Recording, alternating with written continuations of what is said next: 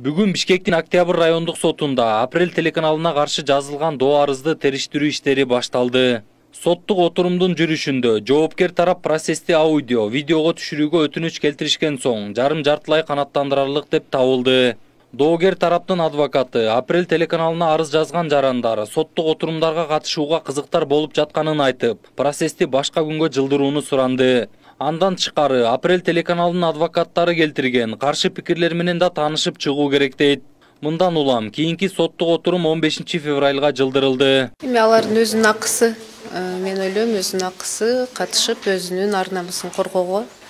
Мен укуктук жагынан колдоо көрсөтөм, ал эми өздөрү катышууга ниеттенип атышат. Ооба, себеби доо арыздын өзүн жанагы жазып жатканда формасы боюнча ошол ЖЧКнын башчысынын фамилиясы көрсөтүлүш керек да. Ошондуктан көрсөттүк, ал эми негизи арыз телеканалга болот да. Телеканал ошо ЖЧК Апрелдин эмесинде болуп атпайбы. Телеканалга каршы арыз менен саясатчылар Акматбек Келдибеков, Азимбек Бекназаров жана Кеңешбек Дүйшөбаев арыз жазган. Алар былтыр 10 декабрда экс-президент Алмазбек Атамбаевдин Апрель телеканалына берген маегинде айткандары аброюбузга шек келтирди деп жатышат. Бул үчүн алар Атамбаев менен телеканалдан 18 миллион сом өндүрүүнү өтүнүшкөн. Мен азыр бийликте деле эмесмин. Мамлекеттик кызматта иштебейм, бирок жеке менин аброюма шек келтирген үчүн бир гана мен эмес, ошол интервьюда айткан 3-4 биригип арыз беребиз сотко. Атамбаев анткени биздин дарегибизге абдан туура эмес жалган сөздөрдү айтып, туура эмес маалыматтарды чыгарды. Эми 7 канал менен Апрель болсо, ошону бүт коомчулукка, элге жайды да. Ошондуктан Атамбаевди биз жалган калп, адамдык сапаттарга шек келтирген жагдайлар боюнча берип атабыз. Ал эми 2 телеканалды болсо, ошол жалган маалыматтарды тараткандыгы үчүн.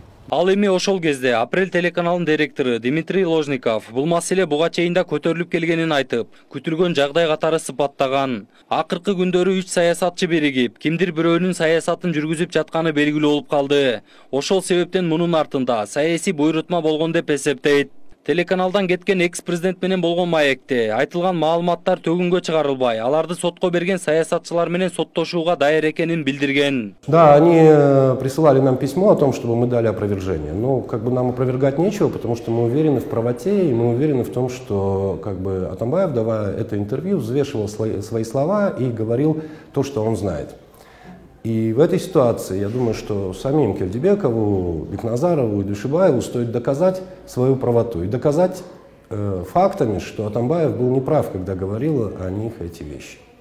В первую очередь им самим нужно думать об этом. Конечно, мы будем судиться, мы будем защищаться, мы будем отстаивать свою правоту. Если суд вынесет решение не в нашу пользу, так скажем, а это, скорее всего, так и произойдет, ну что ж, мы будем выполнять решение суда. Я готов и свои зарплаты выплачивать. Алмазбек Атамбаев Апрель телеканалындагы маегинде азыркы бийлик өмүр бою мамлекеттик кызматта иштеп жүрүп, миллионер болгондорду текшериши керек деп, Келдибеков менен Түлеевдин аттарын атаган. Ал ошондой эле Азимбек Бекназаров менен Кеңешбек Дүйшөбаевди да сынга алган. Сооронбай Жээнбеков менен Атамбаевди чабыштырып коюп, анан бири бала болуп кетсе, биз дагы бир кургалбайбыз деп ойлоп атат. Анткени эми убагында бир жолу айткам, азыр деле кайталайын. Бул Азимбектер ушу кузгундарга окшош да. Куркулдап бири бала болуп кетсин деп турат. Анткени бири бала болуп кетсе, кан төгүлсө, Кудай сактасын, жамандык болсо, мына Аксы окуясы болобу, 2005 март революциясы болобу, Апрель революциясы болобу, элге кыйынчылык. Булар болсо Азимбектер, Дүйшөбаевтер пайдасын көрөт да. Ошол кезде сөз эркиндигин коргоо комитетинин төрагасы Адил Турдукулов бул маселе боюнча айрым массалык маалымат каражаттарына билдирүү өткөн. Анда ал 3 саясатчы Апрель телеканалын эмес, Атамбаевдин өзүн сотко берсе туура болмок деген. Бул 3 саясатчынын экс-президенти жана Апрель телеканалын сотко берүүсү сөз эркиндигин чектөөгө болгон аракет болушу мүмкүн. Анткени ушундай жолдор менен бир нече жалпыга маалымдоо каражаттары жабылган.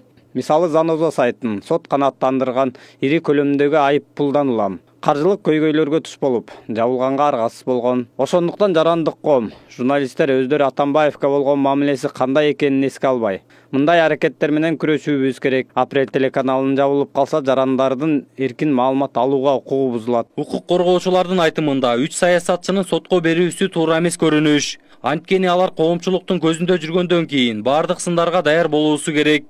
Апрель телеканалын сотко берер алдында журналисттердин этикасын караган комиссияга кайрылса туура болмок дешет. Жанагы журналисттер сөз эркиндигине көп өздөрү дагы бир кандай айтсам зыян келтиргени бар. Анткени булар деген саясатчынын саясатчылар азыр көп эле массалык маалымат каражаттарды ачып атпайбы? Анан ошолорго көбүнчөсү иштеп калып көз карандысыз ар тараптуу материалдар даярдагандан кээ бирде өздөрү баш тартып өзүнүн жанагы саясатчынын заказдардын аткарганы ал эми баарыбызга белгилүү. Белгилей кетсек, Алмазбек Атамбаев президент болуп турган кезинде бир топ массалык маалымат каражат өкүлдөрү жазып чыккан материалдарга байланыштуу кадыр баркыма шек келтирди деген жүйө менен сотко берип миллиондорго жыгып келген.